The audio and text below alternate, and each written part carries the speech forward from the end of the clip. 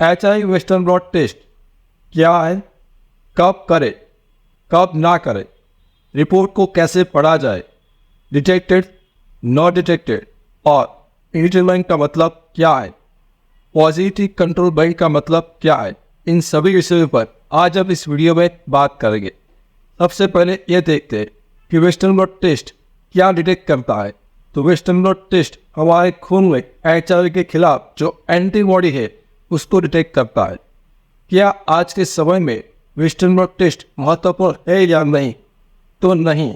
2014 में centre for disease control CDC की guideline के हिसाब से आज के समय में वेस्टर्न ब्लॉट टेस्ट उतना महत्वपूर्ण नहीं है, क्योंकि यदि किसी का HIV एंटीबॉडी टेस्ट पॉजिटिव आता है तो उसको कंफर्मेशन करने के लिए आप HIV कॉम्बो टेस्ट का इस्तेमाल कर सकते हो।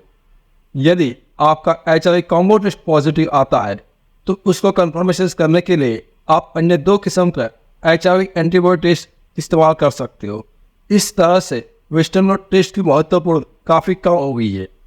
HIV में मुख्यतः 2 किस्म का टेस्ट होता है, एक होता है स्क्रीनिंग टेस्ट और एक होता है कंफर्मेटरी टेस्ट। तो याद रखें, स्क्रीनिंग टेस्ट कौन सा होता है? जो आप पहला टेस्ट कराते हो HIV है कि नहीं उसको मालूम करने के लिए जो टेस्ट कराते हो उसको बोलते हैं स्क्रीनिंग टेस्ट।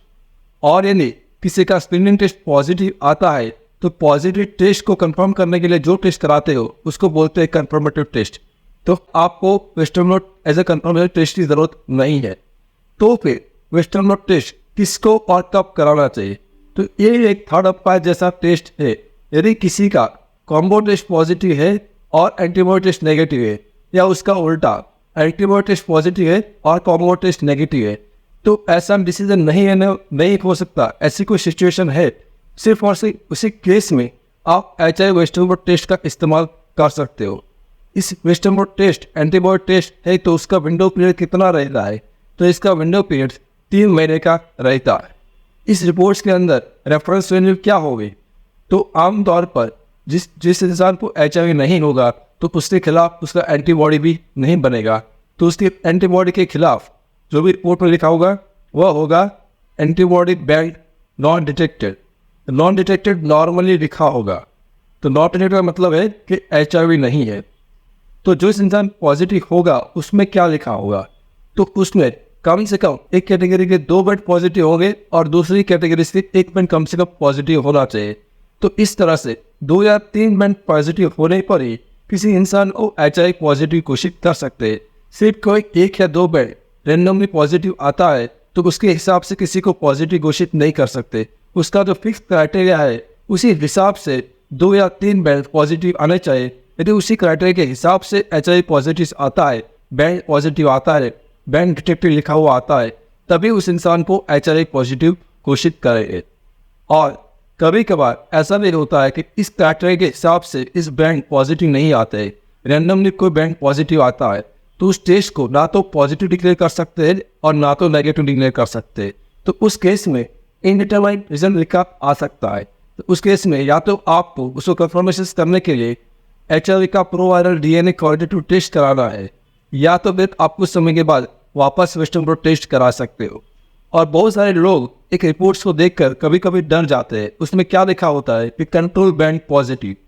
अब उन लोगों को कंट्रोल बैंड का मतलब समझ में नहीं आता। उसको ऐसा लगता है कि वो HIV पॉजिटिव है, लेकिन याद रखिए यहाँ पर जो कंट्रोल बैंड है वो आपका HIV का स्टेटस नहीं दिखाता है। वो जो टेस्ट परफॉर्म हुआ है वो ठीक से हुआ है कि नहीं हुआ उसको दिखाने के लिए कंट्रोल बैंड रखा जाता है।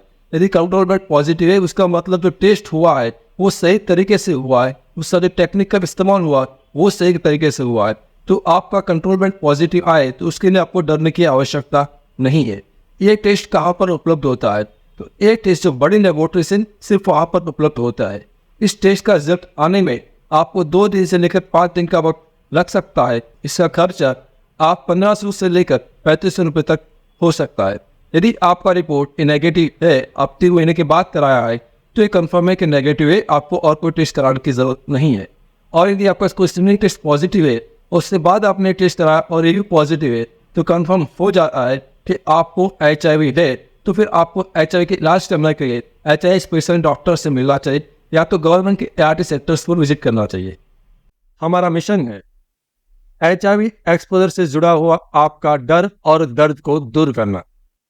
और हमारा विजन है HIV के बारे में आसान भाषा में आपको सच्ची और सही जानकारी देना। एक चेतावनी, एक्सपोजर से 3 दिन के भीतर PEP यानी कि पोस्ट एक्सपोजर प्रोफाइलैक्सिस मेडिसिन का इस्तेमाल से HIV होने से हम उसको रोक सकते हैं, लेकिन एक्सपोजर से 3 दिन के बाद किसी भी किस्म की दवाई, आयुर्वेदिक हो, एलोपैथी हो, ART मेडिसिन हो, होम्योपैथिक मेडिसिन हो, जीन थेरापी हो या अन्य किसी किस्म की मेडिसिन या हर्बल दवाई हो, उससे HIV को नहीं रोका जा सकता। और HIV window period treatment, HIV window period medicine और विंडो पीरियड ट्रीटमेंट, ऐसा कोई शब्द दुनिया की किसी भी किस्म की किताब में नहीं है, किसी किस्म की गाइडलाइन में भी नहीं है। तो इस किस्म का किसी दवाई का प्रयोग ना करें और अपने आप को स्वास्थ्य और पैसे के रूप में होने वाले नुकसान से बचें।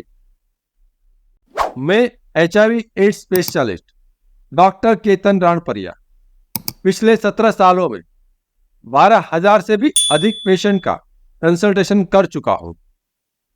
यह चैनल HIV के एक्सपर्ट डॉक्टर द्वारा संचालित है और यहां पर जानकारी विज्ञान के आधार पर दी जाती है। लेकिन याद रखिए, समय के साथ विज्ञान बदल सकता है। यहां पर कही गई बातें एक आम जानकारी के लिए है। कभी भी किसी भी किस्म की जानकारी को अपने जीवन में लागू करने से पहले HIV एड्स स्पेशलिस्ट डॉक्टर से व्यक्तिगत रूप से राय लेना अत्यंत आवश्यक है। HIV के सिम्टम्स के बारे में अधिक जानकारी के लिए लेफ्ट साइड के प्लेलिस्ट पर क्लिक करें और HIV के टेस्टिंग के बारे में अधिक जानकारी के लिए राइट साइड के प्लेलिस्ट पर क्लिक करें। Thank you.